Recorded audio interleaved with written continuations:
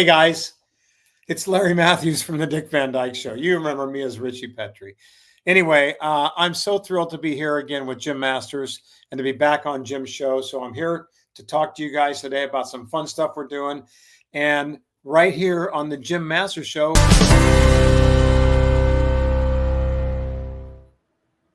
Hey, my friend, I love that intro. You could be my new announcer on the Jim Masters Show. I'm sorry. I think I botched it up a little bit at the beginning, but don't worry, we're okay. Well, you're not used to doing the announcing. I mean, you're used to doing the acting, the performing, all the rest, right? all this high-tech stuff we got to do to link up the East and West Coast so we can have some crazy. The whole it's right. Okay. It's good to see you, Jim. It's not necessarily the Desilu studio, right? Yeah, exactly. But it works, right? I want to tell that's absolutely. I want to tell everybody that Larry is so supportive of the Jim Masters Show series. He's been here several times. You can catch the previous episodes archived. We've done specials on Dick Van Dyke's 90th. We've talked about the Dick Van Dyke Show, and we've had Larry on as a guest. He's really a cool guy. He's a straight shooter. He's the real deal. He's a lot of fun, and it's awesome that you're back here. I know there's a special event we're going to talk about coming up in New York that you're going to be guest starring at, which I think is fantastic. But first, how have you been, my friend? And welcome back to the Jim Masters Show. Thanks, Jim.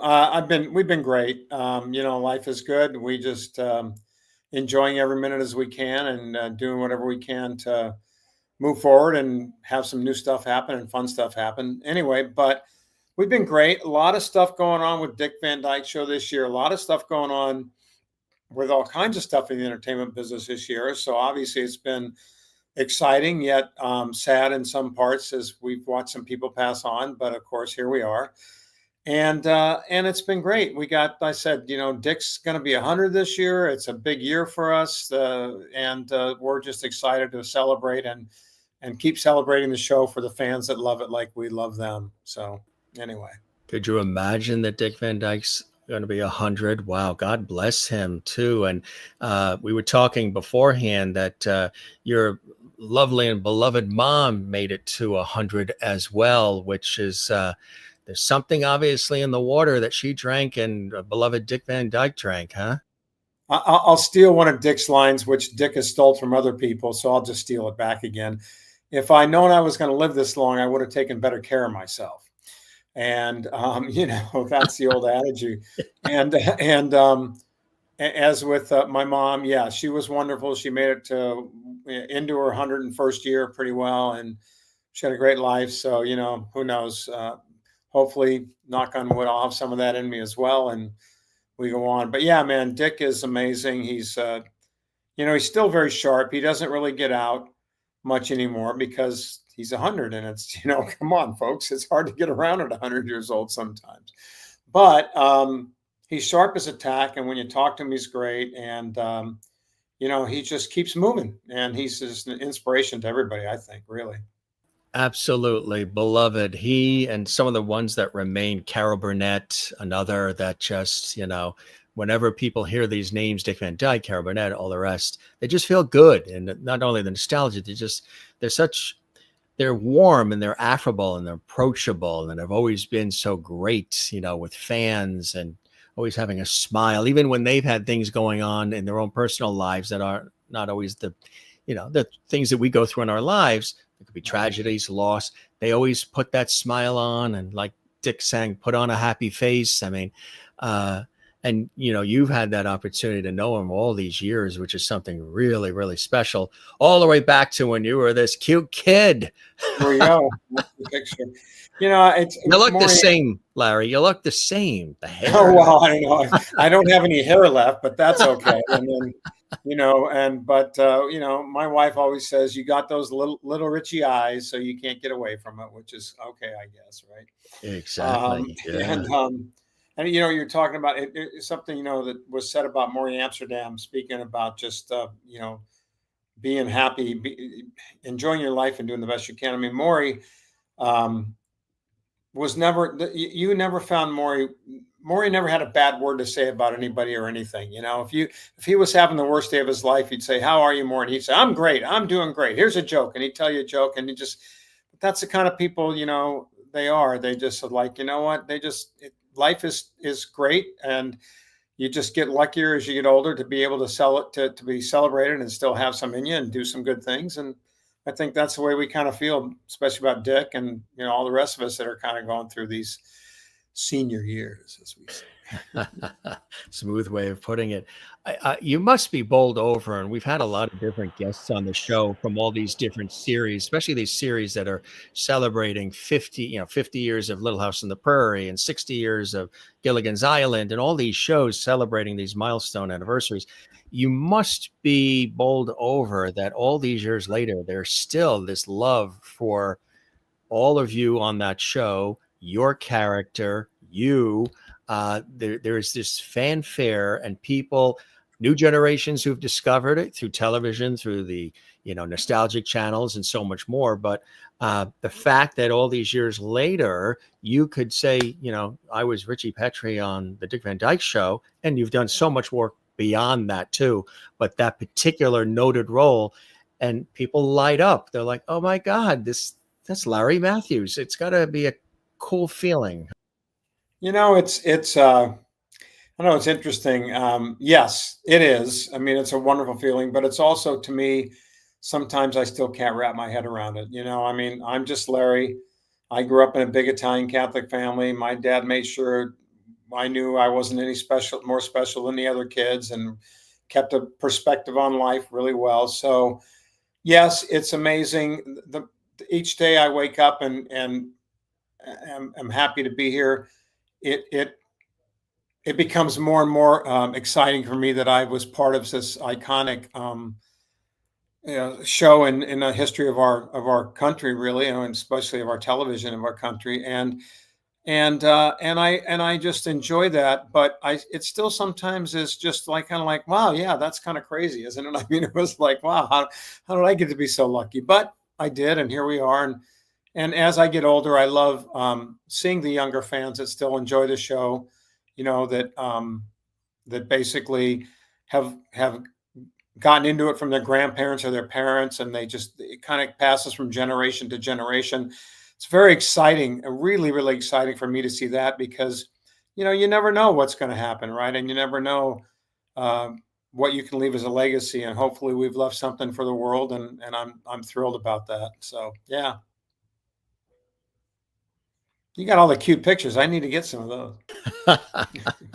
I was going to say, well, something exciting that you were telling me, there's several exciting announcements. First, I mentioned, we'll talk about the event coming up in New York soon, but there's something I asked about the Dick Van Dyke 100th, and you've had the opportunity to be involved in a PBS special that's going to be celebrating all of this. And you were able to do some digging in some boxes that your mother had and found some real gems of material that you've been able to contribute to that. Tell us about this exciting special that's coming out, celebrating it all. So in the production company, they're doing a 100th birthday documentary special on Dick, celebrating his life. Obviously, the Dick Van Dyke Show was a huge part of that life. So I have been interviewed. I'm sure I'll be in the show there. The interview was supposed to be an hour, and it went on for over 2. So I guess they like what I said. Who knows, right? So we'll see what ends up in the show, but it should be fun. And as we were cleaning out my parents' house after my mother passed, thank God my mother saved everything in the world, because there was drawers full of stuff that I haven't seen since I was, a child, that she kept. Articles from the Dick Van Dyke Show, obscure things that she had put away, thank you notes from everybody on the cast and crew to me. So all their signatures from John Rich and Mary and Dick Van Dyke and Maury and Rosemary and on, Carl and Sheldon, on and on. And then we found, my father was a big movie guy. He was a home photography buff, right? And so he just loved to always take movies. So we found an 2-reel 8mm movie of my father had went on 2 of our last shows we shot, and basically went and sat out in the audience behind the scenes while we were blocking and doing our camera moves, and shot behind the scenes footage of the Dick Van Dyke Show, which has never been seen before, ever. So I have that. I think they're going to use some of that in the special. And if you folks are coming to New Rochelle, a big special surprise is we're going to be showing that movie that I found of the behind the scenes from the Dick Van Dyke Show at the event we're going to be doing in September. And then I found pictures. It turned out I found pictures of behind the scenes from Dick Van Dyke Show, and I kept trying to figure out who took them. And then I was looking at something in this movie, and I finally saw me sitting there with Dick talking about a camera, and I realized that, well, I took those pictures. Who knew? And so my dad gave me the camera and said, just go take a bunch of pictures from behind the scenes. And we have those. So here we go, guys. We've got more fun stuff that's never been seen to put out there. Isn't that cool? That's so exciting. That is fantastic that you're sharing that. There's personal items with super fans and folks who are going to be coming and gathering. And the PBS special sounds absolutely fantastic. It's going to be a quality special, I don't doubt. And I heard, through colleagues that I know and working with the folks there, PBS, that this was coming. But for you to be a part of it and sharing what you're sharing, it's just really solidifies everything for the fans and for everybody. And even for you and telling the story and still being a part of all of this as people really appreciate it. Dick Van Dyke was just one of those beautifully written, shot shows that whenever you watch it, it's like fresh. It's like I Love Lucy and some of these other shows. You can watch these episodes 10 million times over and over, sing the theme, all of it, and you don't feel like it's old. It captured a time, but in an evergreen way, which was amazing. Well, that was Carl's goal, was to basically keep it timeless. So we never did topics about current events. So his hope was that 60 something years later, like we are now, you could go ahead and watch it and still enjoy it and be as relevant today as it was back then. And that was the genius of Carl Reiner, really. I mean, it was beautiful. The fine gentleman who said that he woke up every day and looked in the obituary page, and if he wasn't in it, he would have breakfast. That's him. Yeah, he was. But again, they did that on purpose, and it shows through the test of time. And it's, being Dick Van Dyke and I being the only two cast members, alive still, it just seems to just keep coming and coming. And I just think it's wonderful that he's still here with us. And, obviously glad that I am. And, right. Sure. Yeah. We can continue to do this, as long as we can hang in there. Do you get to chat with him often, Dick Van Dyke? Actually, the last time I really talked to him was at the 98th birthday special they did a couple of years ago when I was there for the taping of that. And I did get a chance to go up and speak to him for a little bit. And we had some fun talking about the shows. He was disappointed because he said that, he can't watch the reruns on regular TV like MeTV because he says they cut so much out and I get so upset and a lot of it's gone. And what happened to that joke? I'm saying to myself, that's how sharp he is still, right? But that was kind of funny. He was lamenting about that. But we had a good time. Yeah. So when we're seeing them airing on TV, there's elements that we're not seeing that you guys were filming that they've cut for time? Absolutely. Wow. I wonder if there's full versions. I wonder if the full versions have come out. Well, the DVDs are out. The full versions on the DVDs you can get. Right, there's the Blu-ray set and there's a bunch of other DVD sets you can get. So, they exist. But, for commercial television, where you probably, and I didn't even realize this, there's a streaming channel that just streams Dick Van Dyke Show all day long. We have a smart TV and it has these channels where it takes specific shows like a Dick Van Dyke or All in the Family or what have you. And the whole channel is just that all day long. Yeah. And I'm going to assume, I don't know for a fact, but I'm going to assume that those are pretty uncut versions at that point. I would imagine. Right. Exactly. Yeah. I mean, I would hope so. Right. I don't know if we've chatted about this when you were on last, but do you have a personal favorite episode or two that are just there might not even be fan favorites, but they're yours? Well, I have a few for different reasons. So if you're going to ask me what probably my favorite show we ever did was in terms of just a fun show to do, and I loved it, and I thought the premise was hysterical.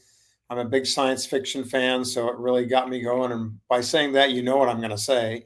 It may look like a walnut, which was just one of the most fun shows we ever did, really, and a kind of a fantasy show, which was great.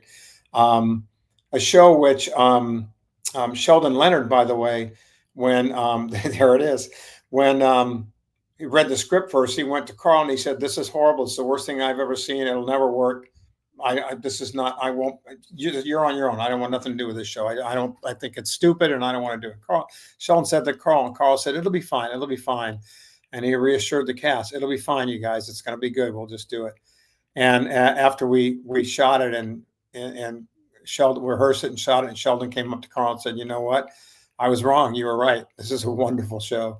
So that would probably be my favorite of just the whole show. If you're going to ask me my favorite for myself, in terms of an episode that Ritchie was featured in, which I feel was the best performance I ever gave on the show itself as a dramatic performance, which was great, would have been Never Name a Duck, when Ritchie got the two ducks for pets and he had to give it up because one of them had died and the other was going to. And, Rob had to come into Ritchie and explain that the duck would be better off in the wild. And Ritchie was, of course, very upset and didn't want to give it up. So that would be my favorite, in terms of my performance. But, then there's also A Bird in the Head Hurts, which was a great episode with a woodpecker. And then as shows that I wasn't even in, which I just loved, The Ghost of A. Chance, which is where they went up to the cabin to write, and it was the candid camera spoof they did with the sneaky camera, and that was one of my favorites too. So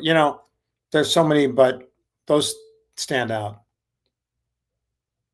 And There's the relationship with Dick Van Dyke and Mary Tyler Moore and just the whole crew, Rosemary. I know you had a long friendship with Rosemary.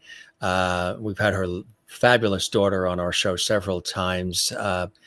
You just had this wonderful relationship with Rosemary that went all the way to the very end, which I thought was so beautiful. The thing about that show too is it seemed like you were really a family. Everybody was having a good time on the show. A lot of work, of course. It's never easy. Yet you were surrounded by all of these people who genuinely admired each other, and they were all true professionals and, really amazing actors and producers and directors. And you had the opportunity to see them and watch them and be a part of their psyche and learn from them, but you were a part of it too, adding in what your flavor was as Ritchie. And it's so believable that you guys were all so good at what you did on that show. You really feel like these people are real, that the Petries exist. They have the house in New Rochelle. He goes into the city for work. I mean, all of that. It must have been amazing. I mean, you were a kid and you were enjoying and you wanted ice cream cones and ride the bike and everything. But to be surrounded by these extraordinary people who became legendary as time went on as well, and some were already, must have been an amazing experience for you too. Were you sort of cognizant of that, or were you just, hey, this is the job, this is what we do, let's have fun? And did that come to bear a little bit later for you, come to bear like, wow, the people I was working with, this is amazing? Jim, I don't know that you asked me so much. I don't know where to start there. Hang on a sec, bud. But but in answer to yeah, as a child, to me it was just a fun thing to do. And my parents, as I said before, kept perspective and said, you just go do your job, go have fun. But when you come home, you're home, and your family is your family. But we were a family as a show, and it's all very cliche-ish. You hear it in Hollywood all the time, but we truly were. I mean, we did things with each other off of the set, when we were not working together. I would often spend the night at Jerry Paris's house with his son Tony, who was, we were really good buddies, and Jerry would take us out to Pacific Ocean Park, for the day, which is an old amusement park out here in LA and Santa Monica. Rosemary, our families were very close. Her husband, Bobby, we would do things together. He would take me to ball games, and he was a musician, so I would go listen to him play sometimes. And, we did a lot of stuff after the shows. We would shoot the shows often. We would all just go out to the Brown Derby as the cast, and some of the crew people, and sit at the Brown Derby, and the adults would have their drinks and I'd have my ice cream sundae. But it was great. We were close, and it shows on the product when you have that much chemistry as people, it shows in the production, the show that shows up. So, yeah. And in the movies, you're going to see, if you come to New Rochelle or whatever they use in the special, of those behind the scenes movies, we were having fun. I mean, Jerry Paris was directing, and, he comes up to the camera with my dad and is making face. You'll see it, but it was just really wonderful. It was a lot of fun to do. So yeah, in answer to that question, yes. And as I got older, I did start to realize what was going on. We got to, won our Emmy Awards, and, second and third seasons. And I started to realize, we were part of a hit show, and we came back. But it's funny, even though I knew we were part of a hit show, it never seemed like it was, I was going to a show. I was still going back to my home away from home, if that makes any sense. And I loved it because it gave me a chance to just get away from my family, which was all good. And then pretend that I was kind of with another family that kind of became my family. Mary certainly was very much of a mother to me on the show. No question.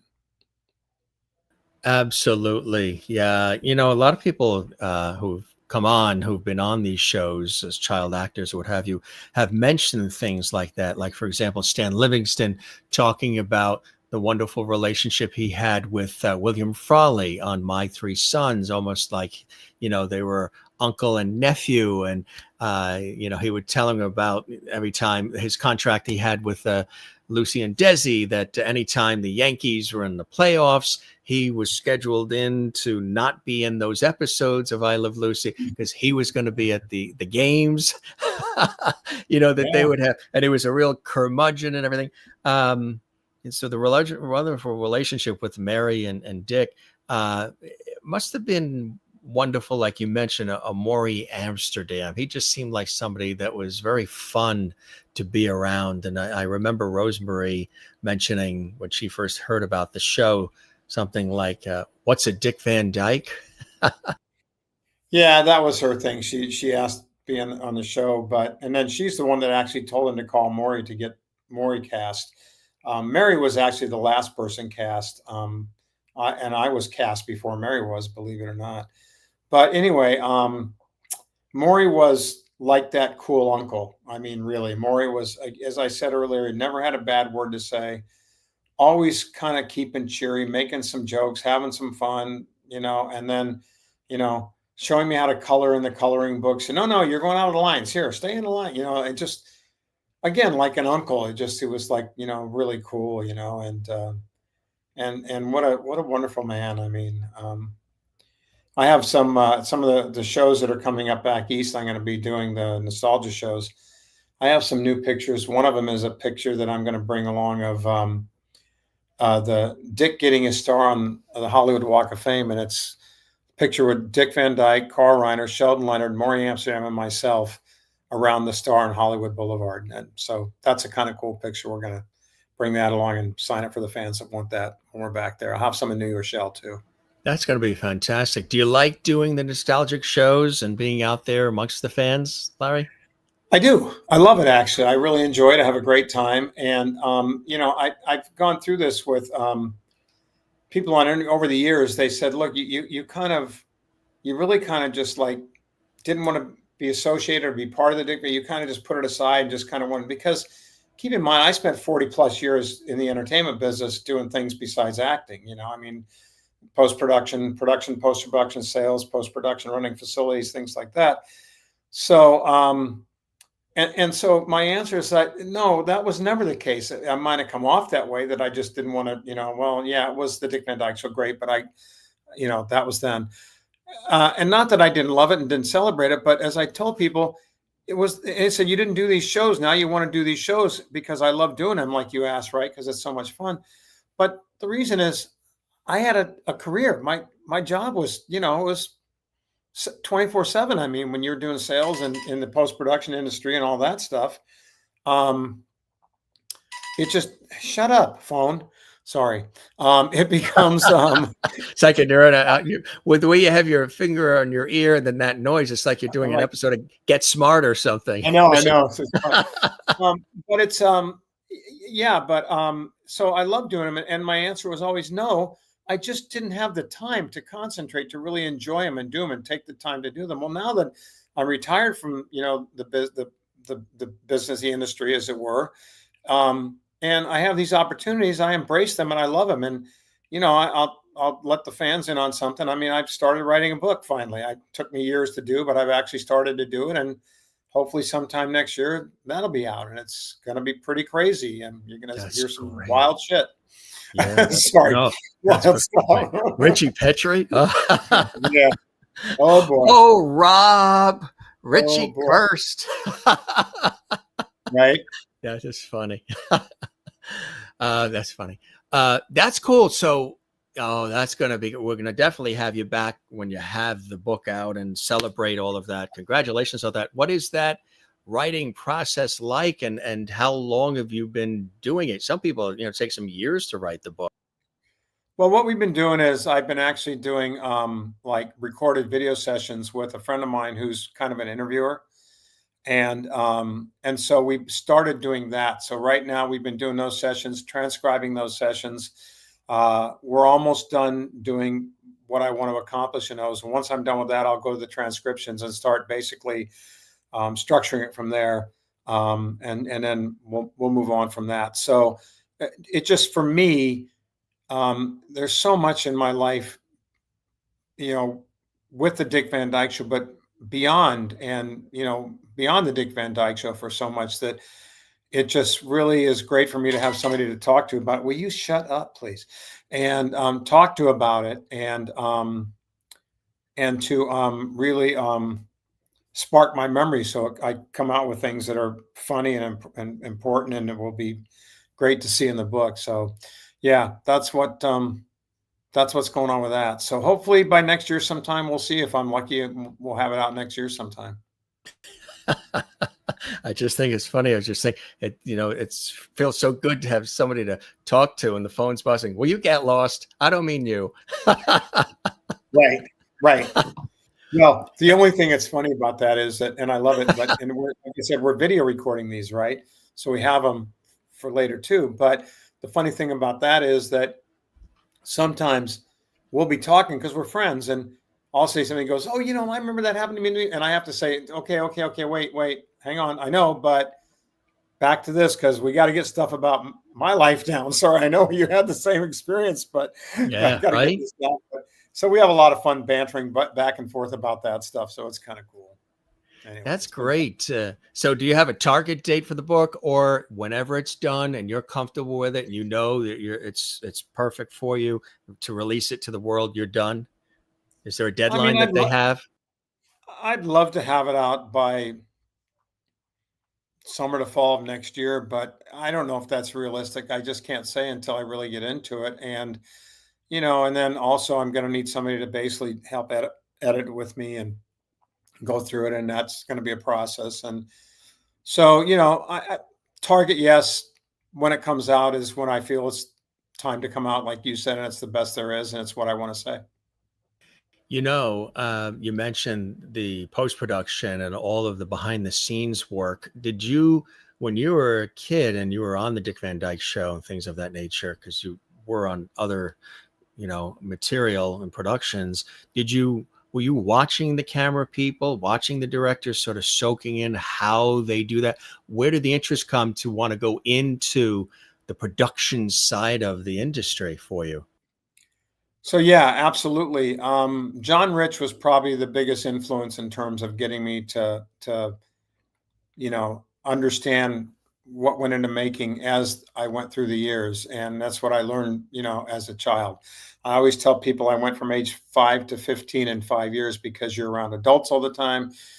You're soaking in a lot of stuff, and your interests get piqued, and you want to know, you're curious, and you want to learn, basically, right? So, so yeah, often I would, when we were doing our shows, I would be out in front of the set where the cameras were, and I would be asking John Rich, well, so what are you doing, right? What's going on here? And he would be so wonderful to explain to me, well, we got this camera here, and that's going to shoot Mary as she comes in, and see, this is a camera that shoots all of you, and that camera shoots, and then we use those to shoot all of you in the same scene, and then put them together when we edit. And he would tell me that, and then he would sit me behind the camera and actually let me view through the camera lens and show me the different blocking moves. And then I had an interest. I would go spend time with Bud Molin, who was our editor, and watch him edit it, because I was just fascinated by how this all came about and learning it. So I did get my interest peaked then. When I got out of college, I wanted to do more acting, and I went back to my agents, and I had, you know, pictures redone and a whole new, what they call, oh, casting sheets and stuff done. They're like, one sheets, and you put them out with your picture and your credits and all that stuff. And I had that done, and I went on a few interviews, and, I'm thinking to myself, well, I was on an Emmy award winning show. I should be able to get this part. And I walk in, and there's, 50 other guys sitting there. And I'm like, what the hell is this all about? And it was very discouraging, because it was just a big cattle call. And that hit me really quick as I was trying to get this accomplished. So once that hit me, and I kind of got discouraged from that, then I said, you know what, let's go back behind the scenes. And when I was in high school, I did plays, and I was, did, set crews on plays, and same in college. And so you learn all that stuff. And then, in my early years of college, I was lucky to direct a couple of high school plays at some high schools that I knew people at, and that was kind of fun. So I just went, listen, I don't know if I'm going to be able to get work consistently as an actor, so I might as well figure out how to make my living, not as an actor, but in the business I love. What an absolutely smart and forward-thinking way to set things up for yourself, because, as we all know, oftentimes when you're on a particular series and it's a hit series, you're either typecast in that role, or just work sort of dries up. Maybe they want you as cute Richie, but then you get a little bit older, and it's harder to get cast. So you had yourself set up in a way that I think was very beneficial, and you got to work on some amazing productions and be responsible for so much great work as well. Do you have opportunities, or have you, to mentor others, to teach, to inspire others that are in the business or up and coming or interested in it over the years, Larry? I mean, when I was at UCLA, I was I was got a chance to teach what they call extension classes. They're basically free classes you take at school there, and I taught a couple classes on production and television and acting and behind the scenes and all that stuff, and so that was really fun, and I really enjoyed doing that. And then and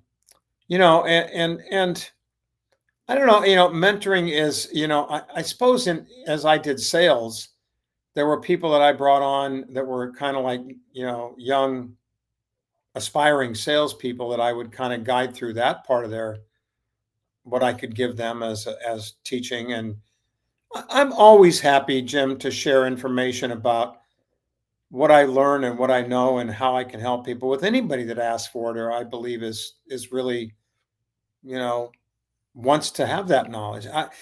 No matter what it is, I'm happy to put that out there. That's life, man. You want to get out there and help as many people as you can, any way you can. Any way you can as well. With Mary and Dick, there were times where you got a chance to see them later on, of course, still with Dick, but in other versions of the series and other specials and things of that nature, which was kind of cool over the years as well, huh? Yeah, it was. Yeah, I always loved seeing them together and doing something. But there was a time when I must say I was, how do I put this? And not, and it wasn't the cast or crew, but outside production companies or somebody would want to do a special on the Dick Van Dyke Show or interview the Dick Van Dyke cast. And often I was passed by that because, well, you were just a kid. You're not really part of the cast. I got that a lot, which kind of really, really upset me. I mean, angered me a lot. And so I had to kind of get through that in my mind. I got through it. And I embrace what I did and what I was part of and how I contributed. But, as you go through the years, you said kind of interestingly enough earlier, well, they want sweet little Richie, but you're not anymore. You're an adult and you're doing something else. And so some of these shows would go like, well, one time I remember it was the most insulting thing that ever happened. It was the comic relief shows that they would do. And they were honoring the Dick Van Dyke Show one year, and they asked me to come be part of that. And I said, yes. And Maury was still alive. Rosemary was still, I think the only person that wasn't there was Richard Deacon, and Dick and Mary and Carl. And they said, great. And we got it all set up. And they said, well, so here's what's going to happen. We're going to, all the cast is going to come up on stage. And I went, okay. And they go, but you're going to be in the audience. And I went, I'm sorry, what? They said, well, you're going to be in the audience. We want you in the audience. And then we're just going to introduce you from the audience, but you're not going to be on stage with the cast. And I basically told them in Mazio, terms, sorry, go F yourself. I mean, that's just the most insulting thing I've ever heard. Like, I'm not good enough to be part of the cast, and I was, that really pissed me off, man. I was like, so, that happened a few times. I got through that. And I think that as life goes on, people maybe change their minds and they think about, maybe we better have Larry on at some point because, who's left to be there anyway. It's another story. What can I say? Right. And then there were two, or, and then there were one. How crazy that is, right? And not, I guess they were old school and thinking, the kids see no evil, say no evil, just, be seen but not heard and all of that back then. It's just crazy stuff. Were you there when they shot the 90th birthday? Were you in the audience or around when they did that for Dick Van Dyke, that 90th celebration? No, I was not. Not for I that. was never invited. I was never called. I was never talked to. I was nothing ever. Because I had to tell you, when we were watching it, we were looking for you. Everybody was looking for you and for his son as well. Yeah. Wait, are you talking about the 90th or the 98th? The 90, the one we just did. Which 2 years ago. Yes, that's the 98th. Yes. 98. Yeah, no, I mean, I was in the audience. I was there. You were in the audience. I had to call, but I had to call the production company and say, I'm sure it was an oversight. You didn't invite me. I know you want me to be on the special. I'm the only living member except for Dick left on the cast. And they went, oh, yeah, okay, right. You can come in the audience. And Barry was in the audience too, but they didn't call Barry to do anything. They whatever reason, they just figured, and I really kind of put more of that on CBS and the production company because, these are just a bunch of kids producing shows. Half of them don't even know who Dick Van Dyke was or what he did, or maybe they do Dick, but they certainly don't know about the rest of the show or the history of Hollywood or the, of the importance of the history of Hollywood and the people that forged it in these early years.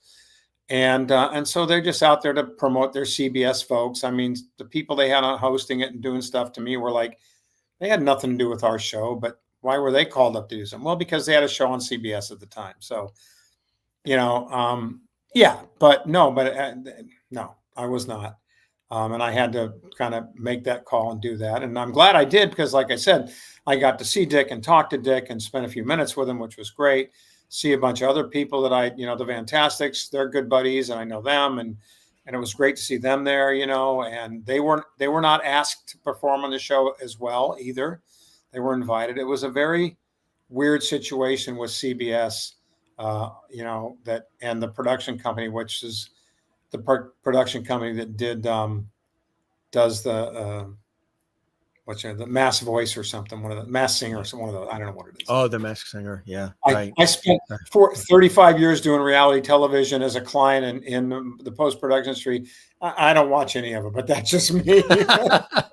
No. Don't be offended, people. It's just not me. It's just not his thing. Right, exactly.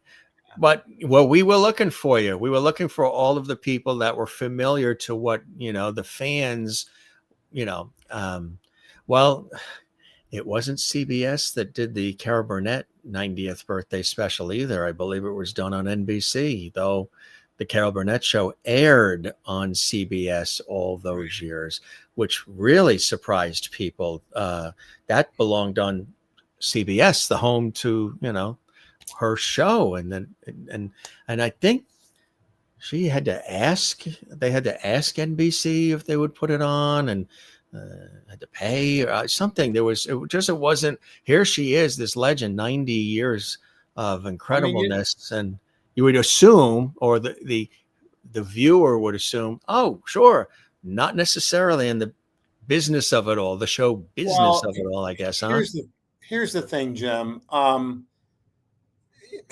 Networks are networks. It's when we did our shows in the 60s and 50s and 60s and even in the 70s and in the early 80s and stuff, we did them because it was the passion that people made shows because they wanted to, and the networks were different. It's all different now. They don't care. There's no personalization. There's no loyalty. There's nothing left when it comes to networks and people. They're just a bunch of young, number crunching, babies that come out of college and get put in these positions because they don't cost a lot. And they have no idea the history of TV. They don't even care about it. They're just looking at, whatever they can do to make a quick dollar. And, especially now that streaming's out and all these other, avenues of entertainment are out for the public to see. It's just a numbers game, and they don't really care about any kind of legacies or anything anymore. They just don't. Being part of the legacy, being part of the history and the annals of television, comedy, sitcom, and just television history, it must bother you to see that happen, to see that. I work in television, I work in radio, and I've seen the shifting and the mergers and all the things that have happened. And it's a little bit, there's reasons why we all went into these things, and it's the love of it, the craft of it, the art of it. And if the money came, that's the icing on the cake. But it wasn't necessarily why we necessarily pursued these things, these industries. It must be a little disappointing to see that it goes. That's just the nature of everything. I mean, it bothered me a little, but not really. You got to keep in mind, I was working day in and day out as all this was going on in the entertainment business. So I was kind of used to it. I watched it come. I watched that whole shift transition into what it is now. Doing post-production, I watched the world change. I watched my business change. I watched, everything, starting in, the early 80s until, 2020, when I finally just called it quits. And so, I mean, I guess, yeah. Does it bother me? Yeah. Am I used to it? Yeah. I guess more, I'm kind of like just, what's the word? What do they say when you're like, numb to it all, or I guess unaffected, numb. You're just so used to it. Just kind of, yeah, right. Here we go. Another issue, whatever, we'll deal with it and move on, really. And that's kind of what I've found over the years. I mean, if I get, listen, as with everything else, even back when we talked about not being asked to be on certain things with the Dick Van Dyke Show, which happened a lot. If I let it consume me and bother me forever, that's not going to do any good. And it doesn't, It just makes me upset, and I don't need that. And life's too short, man. I kind of process it and put it back here and let it, okay, it sits back here, and then I move on. And someday if I need it, well, it's there. If not, it's whatever. You can't work yourself up for that all the time, man. I would imagine too, over the years, you've had, people call that want you to, maybe even now, that want you to be a part of shows, or not Dick Van Dyke related things, but maybe to have you a part of something, a film, a TV show or something. Do you still have your foot in it? And if they did call, hey, Larry, we could see you playing this role in a movie, or being, in this TV show or part of this documentary or something. Would you want to do that? And have you had opportunities like that to have, be a part of things? Oh, I would do it in a heartbeat. I love it. I still love my performing. I love acting. I always tell Carl Reiner years ago, I do it every day because I'm a salesman. He laughed, but I enjoy it. I enjoy entertaining. I enjoy making people laugh. I enjoy bringing something to people's life that gives them joy in one way or the other. So yeah, I would do that in a second. I've had little opportunities here and there. I mean, I did background voicing. We call it Loop Group for some shows on TV. That was fun. It was Family Guy being one of them. I did the first 2 years of some voiceover, background voicing on that. And then, friends would do little mini movies here, or projects here, and they'd ask me to do a little part or something like that. And it was great. I love it. So yeah, so I would do it in a heartbeat, and especially now since I'm not working full time at I made my career at, basically my adult career. Yeah, I would welcome that on a heartbeat. So, bring it on, baby.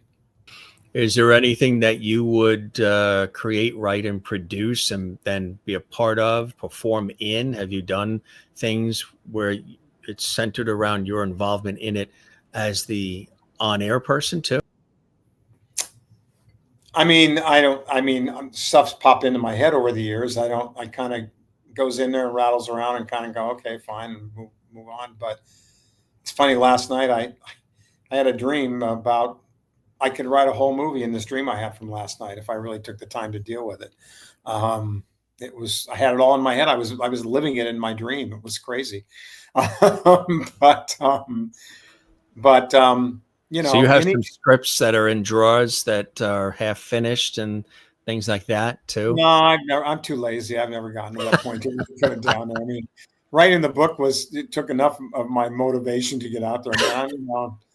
So I get up in the morning, I can go golf today. It's nice. Okay, let's go golf. I can go, But the entertainment business I love, and any opportunity I have to do something within it, I welcome at this point. What do you do to balance it all? What are things that you like to do that are hobbies, that are things that are just Larry things that are away from the industry that, you can unplug, you're not involved, you're retired now after all these years of making the magic. What are some interests, golf you mentioned, that you have that keep you going? Well, golf, obviously, I love that, and I get to play. I don't get to play it off as I should, but I try and get out as much as I can. I helped. I work with a company that does wine tours in the Willamette Valley up here in Oregon through the Pinot and Chardonnay countries. So I'll guide some wine tours, and we offer a little Ritchie celebrity tour. They can go with Larry Mathews from the Dick Van Dyke Show and ask questions about everything, wine, Dick Van Dyke, whatever. We'll talk about it all, sign an autograph maybe. So we got that going on. And then, it just seems like, it's funny. I said to somebody, I seem to be busier now that I'm retired than I was when I was working, although in a different way. We like to travel. And in Oregon, slot machines are legal in bars. So I probably gamble way too much. But anyway, just keep them busy. I mean, like I said, we travel, Portland is a food town. We go out, we enjoy our nights, and I said with friends, we have a really wonderful set of friends up here now. So there seems to be plenty to do all the time, and just kind of pass on. Look, enough to do that I was late coming into your show. Sorry, buddy. I mean, I was like, I apologize to the fans for that. Yeah, he was out gardening in his yard, folks. Yeah, right. How long ago did you move to beautiful Oregon? We moved up here in 21. So during the pandemic, actually. During the pandemic, yeah. We had I always knew I didn't want to stay in LA. And don't get me wrong, LA's my love. I mean, that's my home. It's my heart. It'll always be there. But it just got to the point where when I retired, I knew I didn't want to stay there. And I just needed to separate and just get into a whole different environment. We did that. When I go back and visit, I love it, but I can leave it. And the Northwest is some of the most beautiful, places in the country here. And so we enjoy it up here. It's very chill, and everybody's very into let you be who you are and do what you do. Nobody questions, nobody bothers, nobody criticizes. It's just kind of a fun place to be. Which is great. You found a sweet spot there. Do you get to do a lot of traveling too?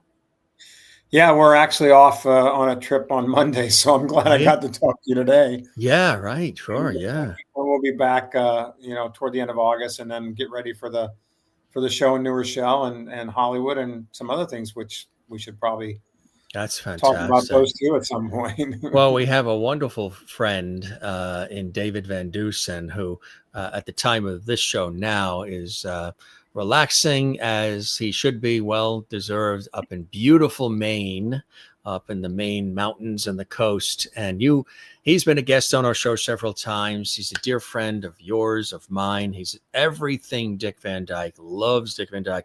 I always have as well, but loves the series, knows so much about it. The fantastic celebration of the 60th, all the things we've talked about. But you have this wonderful friendship with this fine gentleman too, as well. How did you guys initially meet? So it's very funny. David actually reached out to me many, many years ago. David is kind of the historian of the Dick Van Dyke Show. Really, he's kind of the guy that probably has more information than probably anybody else in the world about it. Yeah, and keeps researching and keeps revising and keeps doing things, and he just loved the show, and he loves it from a cool point of view, not like a crazy point of view, right? It's like, he likes the history and all of the right. Yeah. Behind the scenes, everything. Him and I have had so many wonderful conversations and things about that. So David reached out to me years and years ago and said, "Hey, I'm writing. I'm doing a historical documentation of the Dick Van Dyke Show. I do this. I'm going to publish this letter called the Walnut Times at one point, which is kind of monthly. He put out about the Dick Van Dyke Show, and it was a great publication, wonderful, very informative, and very in depth, and very behind the scenes of stuff that you just wouldn't know or wouldn't ever hear about, right? That he had found." And I was very reluctant at first, because at that point I was always kind of reluctant to give interviews and stuff, because back in those days, it's like, okay, wait a minute, you want to interview me? Well, what are we going to talk about, and what do you want to know, and what are you going to ask me? Because I don't want to get into like having these like stupid questions that some of these rag newspapers get into or whatever. I was just very cautious back then. I'm very discerning, and I'm very particular, but I'm much more open to all that stuff, now. And again, as I told you, I was working, so it was kind of like I didn't need to do anything. I was making a living. And I kind of said, "Yeah, David," and we talked, and we started to get together. We met, and literally after we first met, after the first time, I just saw what a great guy he was, and I took just a wonderful liking to him, and I just felt that he was much more than a historian of the Dick Van Dyke Show. He really cared about us. He cared about the people he was talking to, and he was going to be a friend, and was a friend, and became a great friend, and we've stayed in touch all these years, and we talk about everything from A to Z besides the Dick Van Dyke Show, and we love it. So David has done some wonderful things to keep our show going, and I appreciate that, and I thank him for that. Yeah. Yeah, he's a gem of a guy, and putting together this amazing event that is happening in New York, in New Rochelle, which is the setting where Carl Reiner grew up, and of course Rob Reiner too, but then the setting where the Petries were supposed to be from and where you lived. And it's an afternoon of nostalgia with this gentleman right here, this super talented gentleman, Larry Mathews.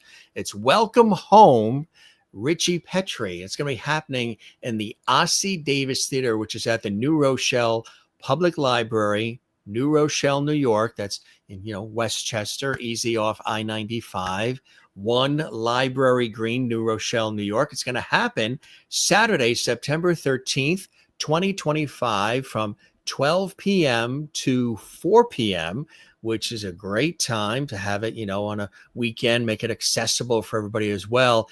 And there's some really cool things as they celebrate the Dick Van Dyke Show.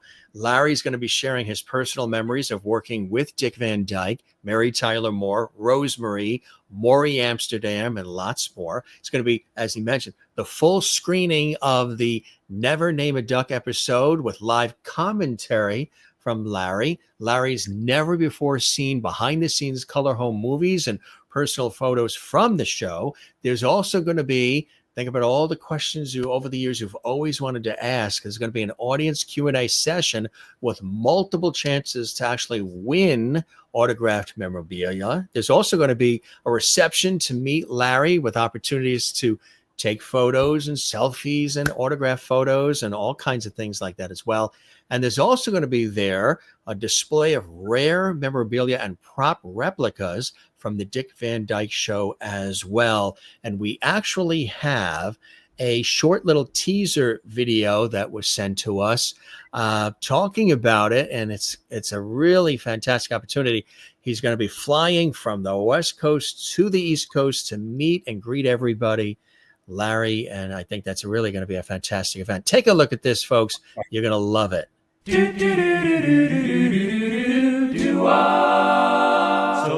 Hey, Dick Van Dyke Show fans, this is Larry Mathews, Ritchie Petrie. And I'd like to invite you to join me at the New Rochelle Public Library on Saturday, September 13th at noon for a celebration of the Dick Van Dyke Show. I'll be reminiscing about working with Dick and Mary and Maury and Rose and the whole gang. We're going to screen an episode from the show, and I'll show you my personal color home movies and photos from behind the scenes. I'll be entertaining questions from the audience as well, and I'll be giving away some unique autographed memorabilia from the show. And I think I'll have a few surprises for you as well. Now, admission is free, but registration to attend is required. So follow the link in this posting for more information and to register. Bring your sense of humor, yourselves, and keep your thumbs up. And I hope to see you all there. And don't forget to keep your fingers crossed. Boom, boom. How cool is that, Larry, huh? It's fun. I'm looking forward to it. It's going to be great. And you might have to, you should check with David. He was also, they were working on, I don't know if it's still in the works, but that we were going to do a dinner with a select group of people to come to a private dinner with me after the show's over that night. And so that's, you could confirm that with him. I know he's going to be on with you next week sometime. So right, you can ask him what's going on. I haven't heard much about that lately. So maybe it's, he couldn't make it happen, but if we can, we will. If not, then you still have all those other great things that we're going to be doing that you can come see and enjoy. That's going to be really an amazing event. There again is the website, folks. Jot that down. Go. I spoke to David. The response has been really spectacular, and there's a limited space too of opportunity because it is, within that library. So, and also he mentioned to us that in addition to the New Rochelle Library there in New York, the New Rochelle Council on the Arts has also become a collaborating sponsor as well. So they're all in as a part of it. This is it's going to be a wonderful fan event, and having chatted with Larry several times now, and he's it's like knowing him 40 years. This is Larry. He's straight shooter. He's the real deal. There's no airs about him. Yeah, Hollywood, LA, television, all the rest. But he's very approachable and he's very affable, and he knows how you feel about him and the show and these characters and what it means to you. And that's why he's flying across the country to be there in September to meet and greet and give you some little tidbits and behind the scenes things. He's always great when he does that on the Jim Masters show, but he's going to be there in person, and you're going to have this exclusive opportunity to be there. Photos, meets and greets, Q&A. Think about questions you've always wanted to know. Some, that we didn't even talk about here on the show that he's saving for that event, which is going to be great. It's like a once in a lifetime kind of opportunity to be there and in your presence. And when they approached you on this and said we were putting this together, kind of a cool thing. Oh yeah, I was like, wow, that's amazing. I'd love to be part of that. Absolutely, especially as we get into like the, 60, what we're coming up on 65 or 66 years since we debuted, 64 years since we debuted.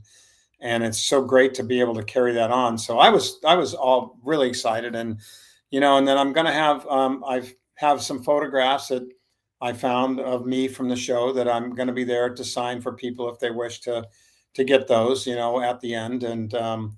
And some stuff like that, maybe a rare piece of memorabilia. I just have to look through and see what my mom saved, because that's what I have, which is great. And then we're just gonna have a really fun time, just talking about everything and talking to the audience, and then you get to meet the phantom wife, who everybody knows I'm married, but they never meet her. So my wife's going to be along with me then too, which will be fun. Fantastic. That's great. Was she, has she been in the industry too, or totally different? No, she didn't. Yeah. No, she didn't want to date me at first because I was in the industry. That's so. But then we got through it. Don't worry. How did you meet? Oh my God, that's. I think that's a whole story for the next session sometime. It's a long story short. We met at some parties that a friend of mine who I worked at a company called CFI was having, and there was a mixer with people that just singles people that came, and I met her there, and got involved with a business forum she was involved with in Beverly Hills, and they would do some charity events, and I started helping them do some of the charity events, and we just kind of got to know each other. And there's a lot in between. It'll all be in the book, guys. If you really want to know it, you just got to wait for that to come out next year, because it's some pretty fun stuff. But anyway, here we are 38 and a half years later. Oh, congratulations. Wow. Thanks. That's fantastic. It's Yeah. 38 and a half years. And you mentioned like some 66 or whatever with the Dick Van Dyke Show. I don't know how that could be when you're only 47, Larry. How Yeah, I love you. The math doesn't work out. I don't know. I'm coming up on I've got a big milestone birthday here. That's why we're going out of town for a while. So You do, huh? yeah, Mhm. yeah. So, Well, happy, and enjoy the celebration and the time together as you celebrate that milestone. And a lot of you're a cool guy. That's why I love chatting with you. Because you're so open and so real and everything.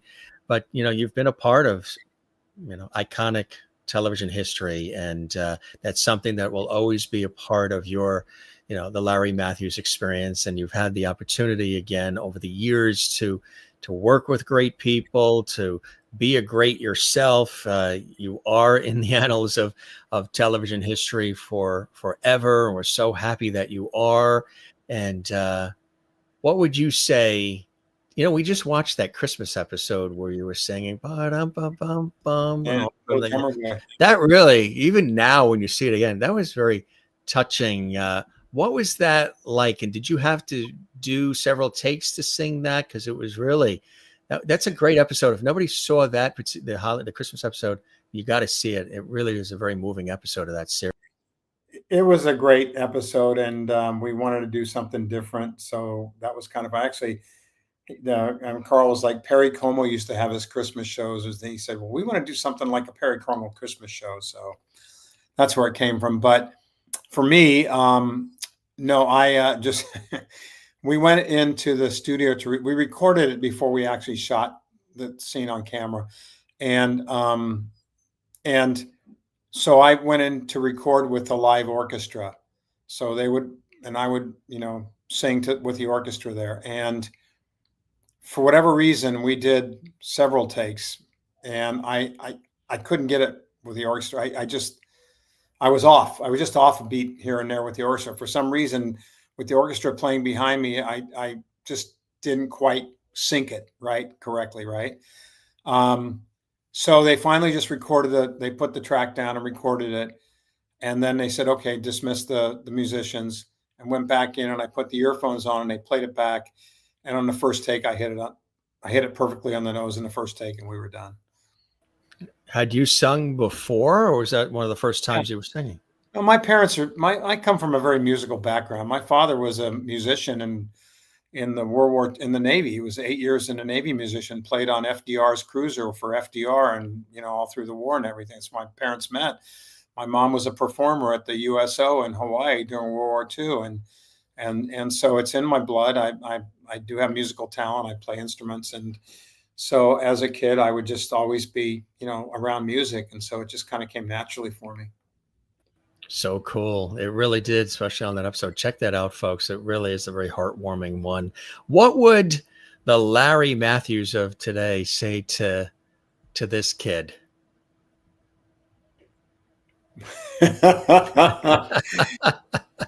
He'd say, "Cutie, wow, you're a cute kid. Don't let it go to your head, damn it, okay?" I'm asked often. I've been asked over the years, and the question of if somebody asks you if their kid should be in show business, how would you advise them? Right? You get this all the time. I have a cute kid. He should be in show business. I have this. Should be in show business. And my answer is always the same. It's like, look, you do if you think your kid's cute and wants to be in show business and wants to go out and do acting, then you talk to them. And if they're up for it and they want to do it and they're excited about it, then by all means, let them pursue that. Don't push it. Let it come naturally. Let it be organic. If it happens, it happens. If it doesn't, it doesn't. And don't get discouraged. And just, if they're not into it and it just doesn't click, then just walk away and don't worry about it. But I would never push anybody. I've seen too many kids in our business that were pushed into it and have resentment, and they come up and they have issues, and because the parents wanted to live their lives through it, the kid, right? And it's common in sports and everything with children. Parents always want to live their life through their kids, which is fine, but don't push them to where you push them away. And that's what I would tell people, and I still do. But on the other hand, if it's an opportunity you want and you enjoy it, like I loved it and I was happy to do it, then sure, man, let it happen and see what goes. Good way to do it. Don't push them in. Let them feel it and feel it out. Because oftentimes, like any time when a kid is pushed to do something, they don't. I mean, how many times have you heard kids say the first instrument they played was the piano, and people say, "Oh, you must be great at it." They're like, they hated it because they had to do forced lessons and never really got anything out of it. It has to be something that's there and within. Did you know early on when you were like on the set of Dick Van Dyke or other types of shows and performances that you wanted to do this kind of work? Was this something that came naturally for you? Yes, it did come naturally, and I did know I wanted to be involved in it somehow. And after we stopped the Dick Van Dyke Show, I did a lot of theater through high school and through college, and I loved it. And I kept myself going in, private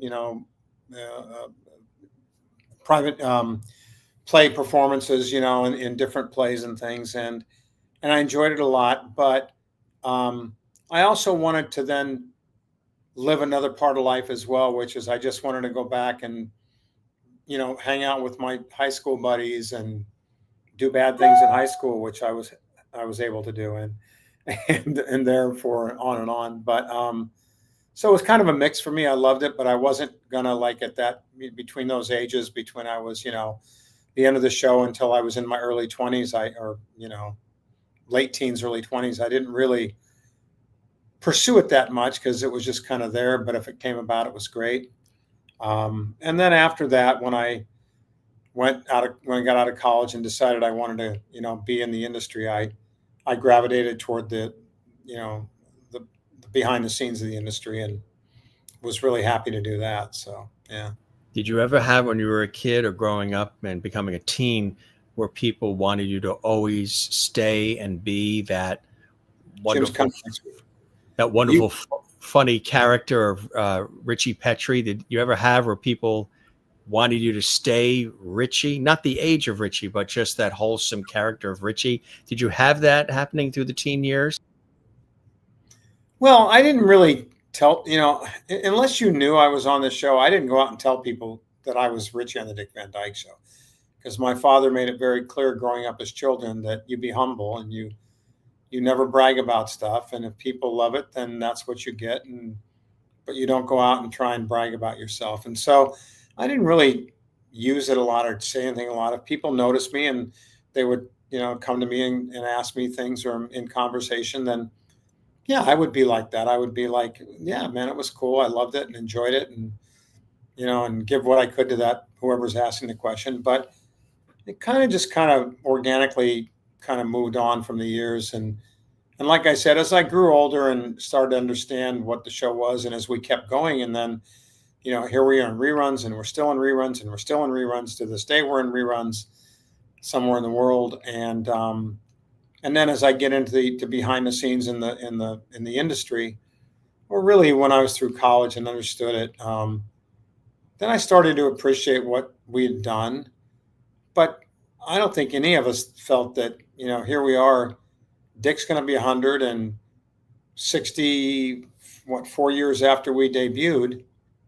It'd still be this just amazing masterpiece of our American history. We never thought, we didn't know that. No, I tell you, it really, and some of the scenes were, it was if they really were your parents, and the neighbors were the neighbors, and it was just so brilliantly shot and written, and all of it, the music, everything. And it's cool stuff. And to, get the adulation, even all these years later, is, it's quite special. And we thank you for being a part of that show and all the other things you've done. Again, if you look at, we're just scratching the surface talking about Dick Van Dyke because of the events coming up, but Larry has been in the thick of this world for a long time and has worked on some amazing productions, and like you said, even sales and so much more.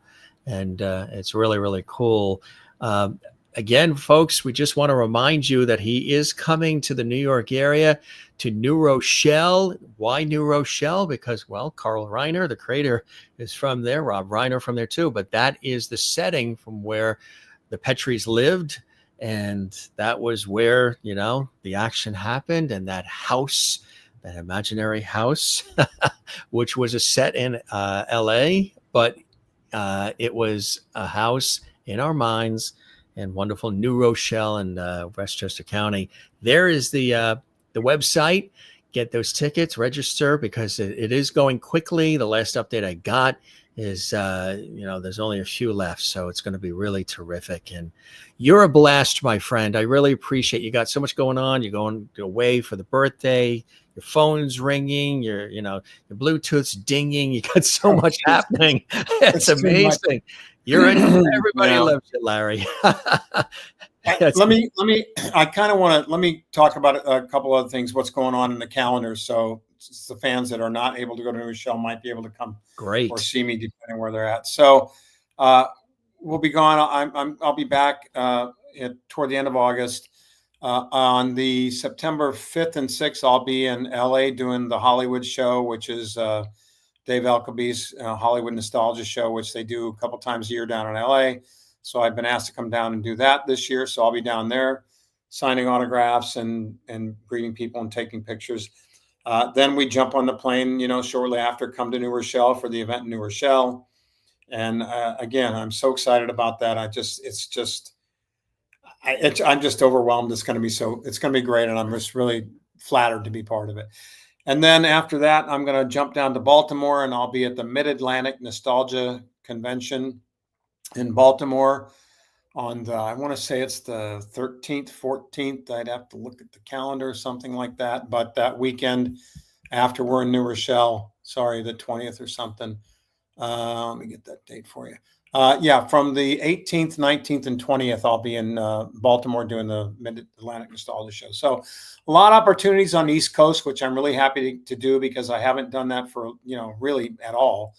And I look forward to coming back there and meeting people that I haven't met before and bringing something to them that they can treasure and cherish and have for the rest of their lives that hopefully they'll enjoy. It's going to be amazing, really. So you're going to be out and about, East Coast, West Coast, and secret location for the birthday. Just want to make mention real quick that the event in New Rochelle is hosted and moderated by aficionado and everything Dick Van Dyke, and a wonderful guy, David Van Dusen. You've seen him on the Jim Masters Show, recognized expert on the Dick Van Dyke Show, editor and publisher of the Walnut Times, moderator of Celebrating the Dick Van Dyke Show Facebook group, author of Totwilo and beyond. My To walnut Twilo. Twilo. That's right. Is that what that says? Where's Yeah, my readers? exactly. You're right. Where's my readers? Yeah, I know, man. Trust me, I know. They're right here. No, I know. Right. My walnut adventures with the Dick Van Dyke Show cast. Larry is my right-hand man, the executive producer of the Dick Van Dyke Show celebration, the 60th anniversary documentary, which we talked about, which was extraordinary, and podcast co-host of Tripping Over the Ottoman. Parking available in nearby municipal lots, and you'll be able to download the Passport Parking app for easy access too. Sponsors: New Rochelle Public Library, New Rochelle Council of the Arts, and also Diamond of California. Cool stuff, my friend. And again, there is the website. Check that out, folks. You will be glad you did. And you get to meet Larry and have any questions ready to go. And there's autograph opportunities and photos and so much more. Larry, you're a trooper. You're a really great guy. You're a class act, a gentleman, a real hoot, always to talk to. And I always appreciate the generosity of time and your openness. We always have these, not interviews, but just free-flowing conversations. We're going to keep, as I said last time, the porch light on for you. You're welcome back here anytime. You got a home at the Jim Masters Show, and we'll see you in New Rochelle. We're going to be there. It's going to be a blast. And I thank you for the time and hope you enjoyed the time once again with me as much as I have with you. Always a pleasure, Jim. It's always fun to be with you and just be able to be, like you said, just have conversation back and forth about things. It's very enjoyable. I look forward to seeing you in New Rochelle. Look forward to seeing whoever else is out there today in New Rochelle if you have a chance. And then at some time, again, down the line somewhere, somehow. And Jim, yeah, I'll be back with you, Jim. We'll make that happen. Don't worry. Absolutely. And good luck with the book. Congratulations on that. And we'll definitely have you back on to talk about that as well. You be well, safe travels, and an early happy birthday from me and all of us here, my friend. Thank you, my friend. Live it up. Live it up. All right, buddy. And we'll see you in New Rochelle. Safe travels and be well. And thanks for joining us, Larry. You be well. My pleasure, Jim. We'll see you soon. All right. Thank you, my friend. Take care. Bye now. The wonderful Larry Mathews returning to the Jim Masters Show. He's one of the nicest guys in the industry, and I was going to say, over the many, I've interviewed probably over 6,000 people in many years in television and radio. And then here on this series, the Jim Masters Show, he's one of my favorites, always one of my favorites, because he's just a real deal, kind of guy, straight shooter, talks about it, he's not Pollyanna, yet he really appreciates and understands and respects everything about, the place that he holds in everybody's hearts and through all of the years, with television. And again, in addition to being Ritchie Petrie on the Dick Van Dyke Show, the son of Rob and Laura, Mary Tyler Moore and Dick Van Dyke, he, was a really terrific producer, creative force in Hollywood and entertainment as well, and many other things that he's done. He told us about some of the other projects and things he still does. He is retired, yes, but he's still out there doing his thing. And I think that's really, really cool. As we talk about, again, one of the most beloved and iconic television series ever on American television and seen worldwide to this day, reruns over 60 plus years, the Dick Van Dyke Show. Wonderful stories that he shares with us when he joins us here on the show, but also not just about the Dick Van Dyke Show, about his life, about his passions, about things he believes in, things that he cares about. And of course, the wonderful relationship with the folks who were part of the Dick Van Dyke Show as well. If you are of a generation where you've never seen the Dick Van Dyke Show, check it out. It really shows you the way television was done when done right. The quality, the time taken, the heartfelt moments. Here he is with a serious conversation where Dick Van Dyke, Rob Petrie, is consoling him. Funny moments as well. I mean, laughs galore. And again, working with Mary Tyler Moore, Dick Van Dyke as well. And our dear friend David Van Dusen, who keeps the candles burning. Great conversations. He talked about Maury Amsterdam and, of course, the beloved Rosemary. See the episodes where her fabulous daughter, Georgiana, was with us here on the show as well. And of course, talking about Dick Van Dyke. There he is then and now. God bless him. Going to be 100 years young, which is really, truly, truly amazing. God bless Dick Van Dyke as well. And good stuff, folks. A real conversation, as we say here, as we celebrate the Dick Van Dyke Show. And I'll tell you again, there is that opportunity, and to celebrate Larry Mathews as well. Here it is again. Check it out. Go there. New Rochelle, New York. It's going to be a very, very special event. And this is your opportunity to have any questions answered, get an autograph, a photo, and there's going to be memorabilia. There's going to be some exclusive items there too, and stories you've never heard before, and memorabilia, some of it even from his mom's closets. I mean, this is really going to be great. And then also he's going to be at the Hollywood show, and then that PBS special celebrating Dick Van Dyke.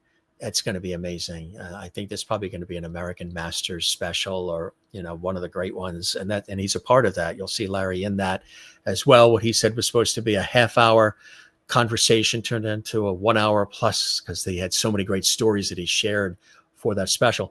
That's coming out in September. He's got his book. He said he was retired, right? Retired from the day to day, but he's still out there doing it. Thanks everybody for this. A couple of comments from our viewers. Thank you very much, Cheyenne and Maureen watching in Arizona, and Pam. Hey, Pam, he mentioned he's coming to Maryland. So you're in the Baltimore area. So check him out in Baltimore. He's going to be there as well. Kathleen in New York, thank you very much. I know you're a big fan of the Dick Van Dyke Show. You're there in New York City. And Maureen there in Arizona, fantastic show. Thank you very much. When you were little, you used to sing the theme song. Yeah, it's one of those catchy theme songs. That's the thing about TV today. There aren't really any theme songs. Now they go right to the corpse, the shot of the corpse or whatever it is. Just you get a little boing, and that's the theme song, and that's about it. Before, you had these theme songs and had all these things that would build up to the actual show. Celebrating, the Dick Van Dyke Show, celebrating our friend Larry Mathews. We really appreciate his time. He's a very busy guy. The phone was ringing off the hook. I mean, everything that can make noise happened because he's a busy guy, and he's a nice guy too. Thanks everybody for joining us. I'm your host, Jim Masters. Drop a comment below if you enjoyed this episode, taking it down nostalgic lane, taking it to the Petrie's house via Ritchie.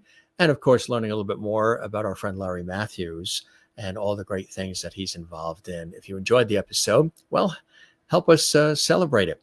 Give this episode a thumbs up like on the YouTube channel. Share the link on your social media. This is now archived 24/7 for you to enjoy anytime you want. So share it with friends and family. Subscribe to the YouTube channel, Jim Masters TV, where there's over 1,400 episodes we've done in the last 5 years and counting, which is absolutely amazing.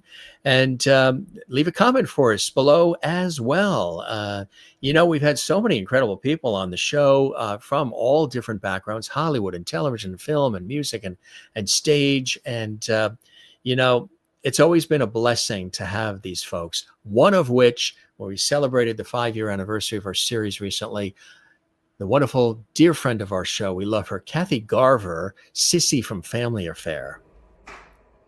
Time passes quickly when you're having fun.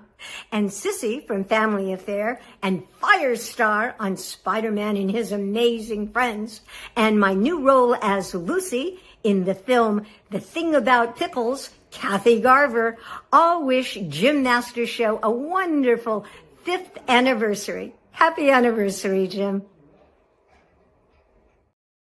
We thank Kathy Garver. She's a sweetheart, and we love her. And, of course, Susan Lanier, who you know from The Hills Have Eyes. She's been with us several times. We love her, too. Hi there. I'm Susan Lanier, best known for starring in Wes Craven's The Original The Hills Have Eyes, as well as other comedy TV shows and music. And I just wanted to say congratulations to Jim Masters. 5 years of the Jim Masters Show, 1,300 episodes is quite the accomplishment. I am so happy for you. I had so much fun doing your show. And thank you for inviting me to do it. And I really want you to ask me again. I look forward to doing the next one. Again, Jim, congratulations. Thank you very much. She's been with us several times. And the Dick Van Dyke Show was filmed at the Desilu Studios. Yes. And there was a time or two where Lucille Ball would be there. And I think Mary Tyler Moore had mentioned something like it was one of the greatest moments in her life when Lucy had mentioned how the show was so funny and the acting was brilliant. Well, who's a dear friend of ours personally and a big fan of our show and has been here several times is the wonderful Lucy Arnaz. Hey, Jim, it's me, Lucy Arnaz. I just wanted to wish you congratulations on 25 years.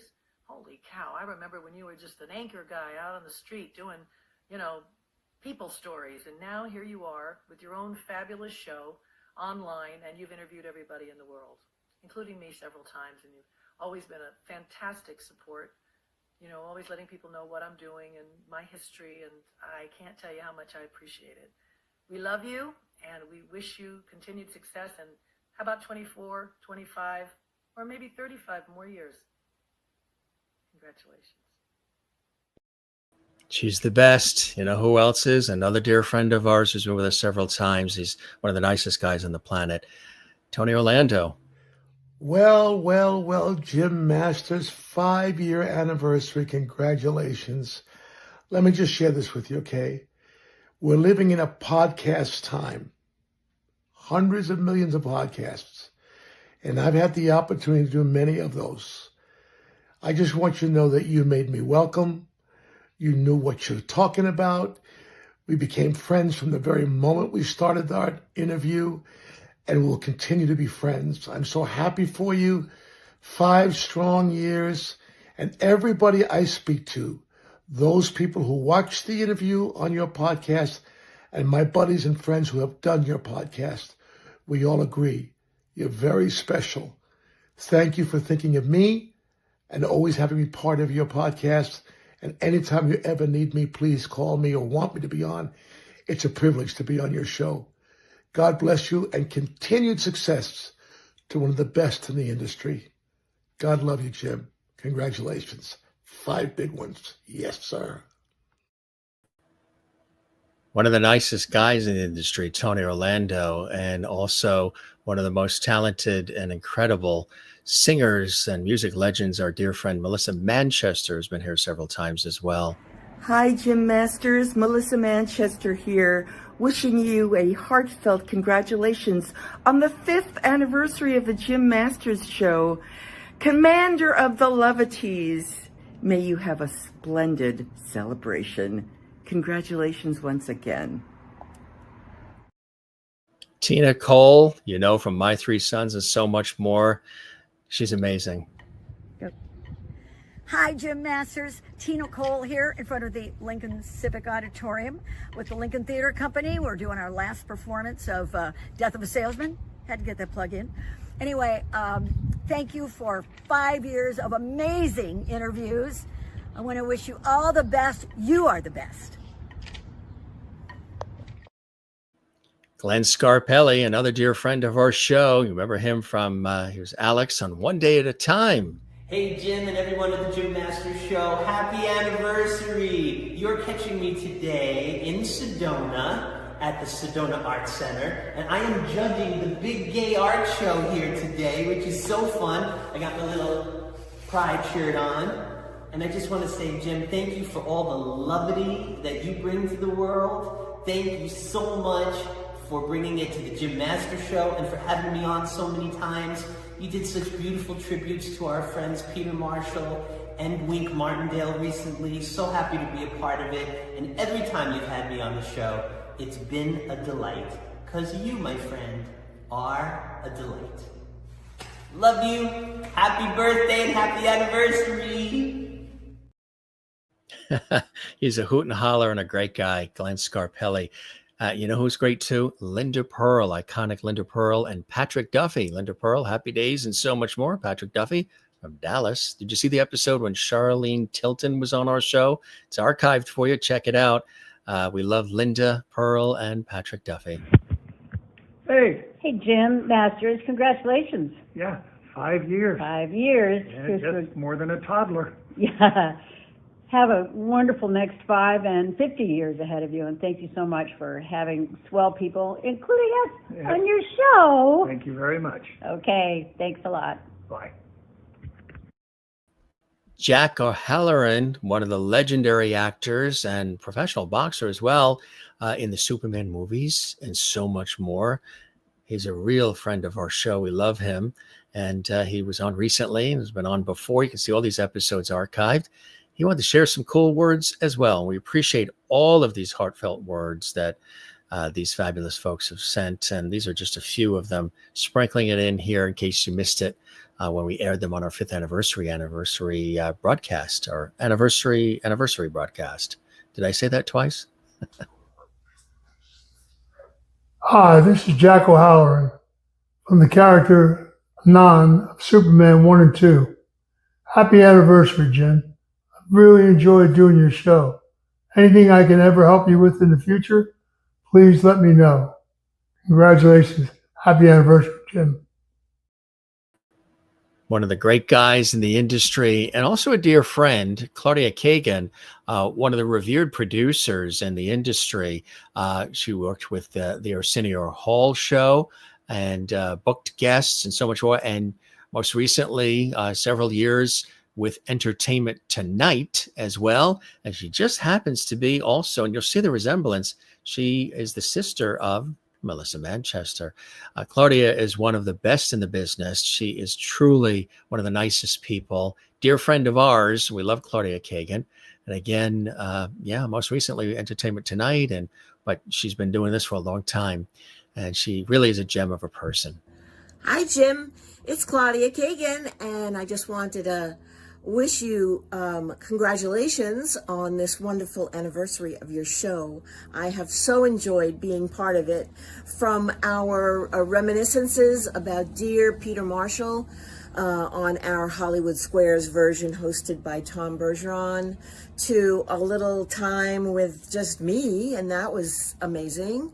And recently talking about Wink Martindale, a fabulous fellow indeed, and one of the last remaining game show host giants. I loved talking with Ruta Lee, because to me, she's the star of Funny Face. Anyway, thank you for your days and nights of joy and your passion. And let's hear it for 5, 10, 15 more years, however you like it. I love you. Be well. We love you back. We love all these fine folks, including Anne Serling, who was with us recently. Check that episode out. Daughter of the iconic Rod Serling from The Twilight Zone. Hi, Jim. Thank you so much for the interviews. Doing your show was one of my favorites. It was like sitting with an old friend. You had clearly read my book, and your respect for my dad was evident. Happy 5th anniversary, and here's to so many more. Thank you. She's amazing. If you didn't see that episode, check it out. And one of the great announcers in our industry. You've heard him his voice on so many game shows and so many productions. He was the voice of The Price is Right for many years with Bob Barker and company. Our dear friend with the golden voice, Randy West. Hey, the clock tower from Back to the Future to mark the time that you've had your show. Jim Masters, 5 years. That's incredible. We're all so proud. Those of us who have participated in your programs, well, it was an absolute joy. You're such a great interviewer and listener and conversation. That's what it is you have. Unlike so many folks who are filling up the airwaves, you've had a tremendous conversation with some amazing people. I'm very proud to have been included. And marking your 5th anniversary, Randy West saying, come on down. We need more Jim Masters. What a great announcement, and lots of love. And we really appreciate that. Thanks, Randy, and everybody. I was just sprinkling in a few. Since, we were talking about television in the industry with Larry Mathews, figured, sprinkle a few of those in there as well for all of you. We love having you with us as well. And truly an amazing conversation as our great friend Larry Mathews returned to the Jim Masters Show. We thank Larry. We also thank our dear friend David Van Dusen, who's going to be with us too soon again. And there is David as well. And David putting together this amazing celebration of the Dick Van Dyke Show with Larry Mathews there as well. And of course, you know, it's amazing. Dick Van Dyke going to be 100. God bless him. Fingers crossed. One more time, there is the website for you as well. So you can get those tickets so you can be a part of this great experience as we celebrate the Dick Van Dyke Show and Larry and everybody. One of the great shows ever.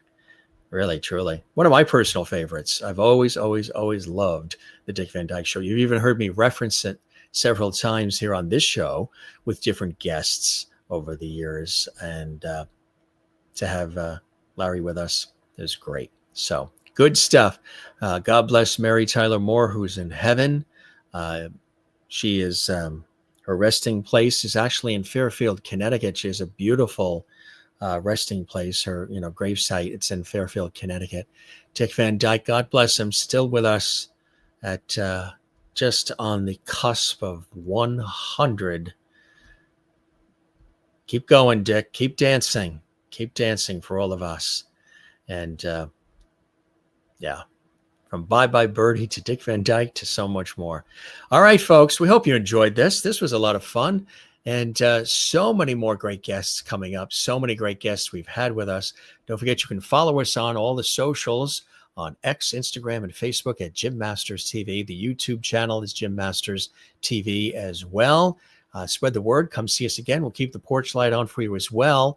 And don't forget, you can see this archived. If you join us late, this will be archived, so you can watch it again 24/7. And thanks for all the comments.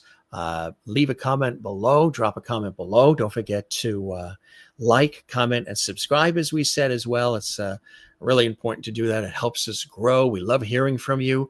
We love knowing that you love what we're doing here at the Jim Masters Show, and it means the world to us. So this is Jim Masters thanking you for your time this time till next time. And don't forget to, love one another and take care of one another, and be sure and take time for yourself, and come see us again here on the Jim Masters Show. One more time, we thank our friend Larry Mathews, who says he's retired, but he's been busier than ever. Great guy, and this exclusive full interview and conversation for you here on JMS. We thank Larry, and we thank all of you. Be well, everybody. You're the best. And thanks for all the smiles and hearts coming in the live chat. Thanks to those of you who will leave comments below. We really appreciate that, and it means the world. All right. Now go get a sandwich. I think that's what I'm going to do. I think we worked up an appetite. Good times, good stuff here on JMS. We love you all. Thanks for being with us. We'll see you on the next episode. More great shows coming up. Stick with us. We're here to put a smile on your face and have a good time on the Jim Masters Show. Be well. Take care, and cheers.